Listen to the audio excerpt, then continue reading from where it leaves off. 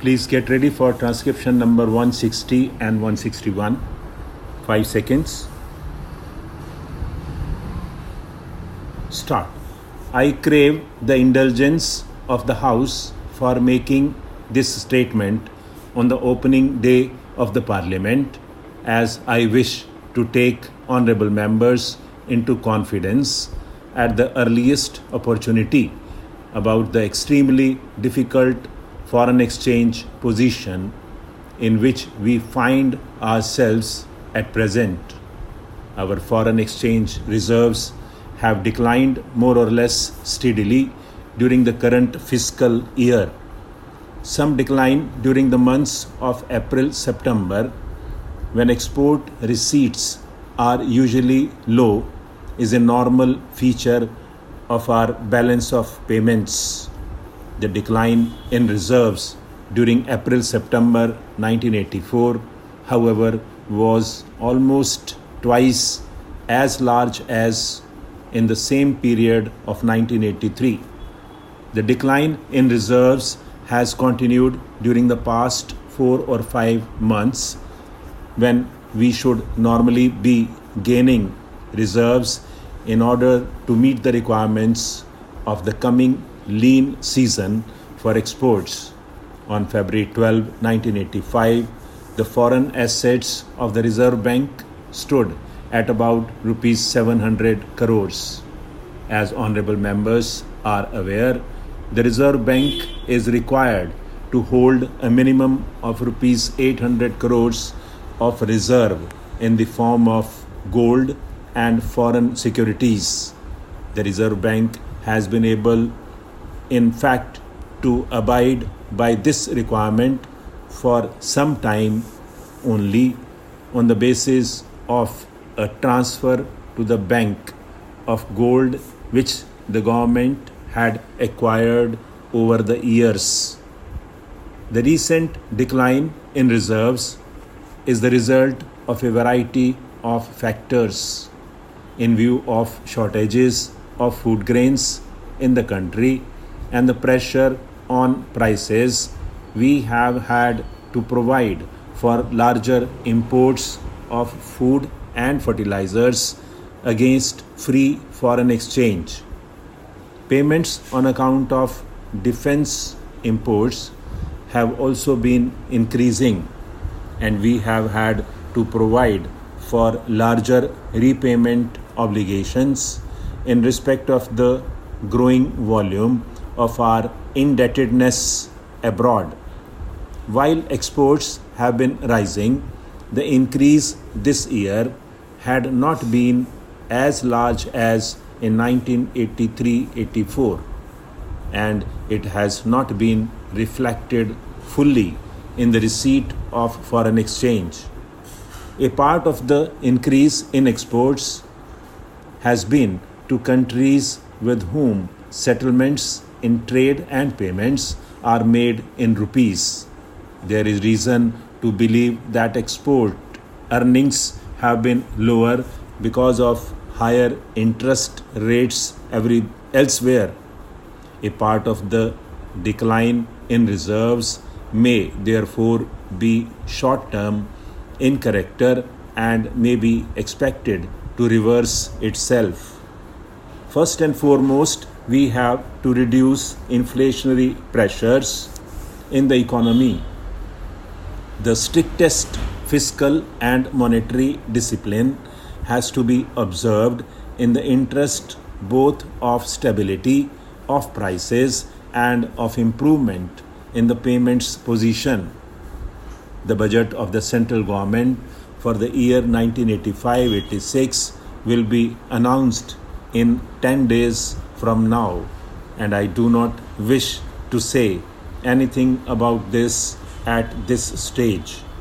But it is clear that the financial operations of the central and state governments, as well as those of public and private sector enterprises, will necessarily have to be guided by the overriding consideration of avoiding inflation.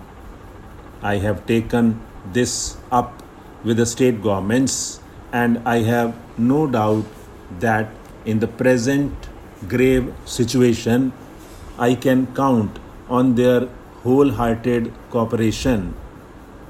On the monetary side, several measures have been taken during the past year to bring about an orderly increase in interest rates and to slow down the pace of monetary expansion. The Reserve Bank has just announced further measures to this end.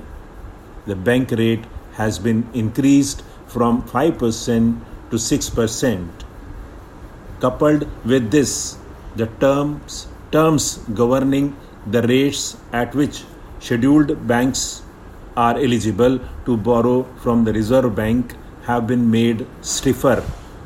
Banks will be able to borrow at the bank rate only when their net liquidity ratio comes to 30% or more, as against 28% at present. The borrowing rate of the individual scheduled bank will increase by 0.5% for every 1% decline in its liquidity ratio below 30%.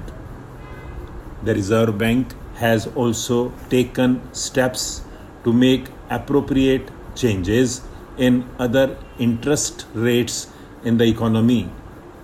Thus, banks have been asked to raise the interest rates on their term deposits as well as savings bank deposits.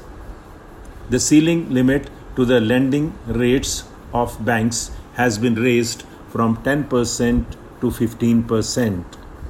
The Reserve Bank lending rate to cooperative banks would also now be higher by 1%. Appropriate changes in other interest rates, including those paid and charged by government and other financial institutions, are also being made. These measures should limit the expansion of bank credit and bring about an appreciable reduction in inflationary pressures in general by encouraging a greater flow of savings and a greater sense of economy in the use of scarce capital resources. The Reserve Bank will watch carefully the expansion of credit and money supply in the economy in the light of the genuine requirements of growing production. Mr. Deputy Chairman, after all labor legislations in all countries have to be gradually evolved, and what is good in one country cannot be wholesale copied in another country, because it is to have reference to the economic conditions and also to the employment or unemployment factor in that country. Countries gradually develop industries and other social conditions, but short of a revolution, it is not possible to put into practice all the things of which we approve in principle.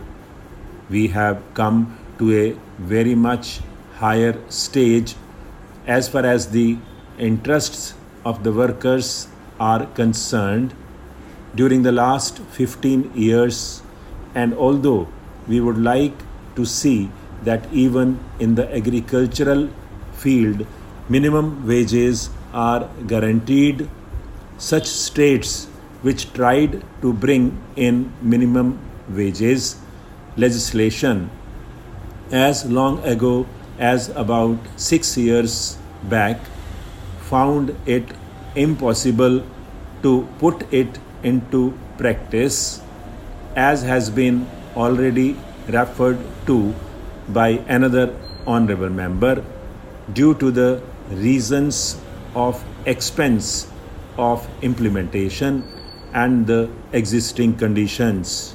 Stop.